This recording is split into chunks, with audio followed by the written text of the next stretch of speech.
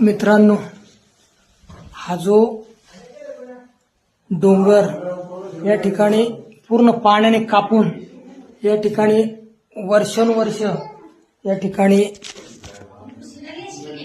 या दगडामधून हे वाहणारं पाणी अगदी पावसाळ्यामध्ये असेल, हिवाळ्यात असेल, पाऊस झाल्यानंतर असेल, अगदी धो पडणारा पाऊस या डोंगर दऱ्यामधून ही या ठिकाणी खोलच खोल अशी या ठिकाणी दरी या पाण्यामुळं आज तयार झालेली आहे.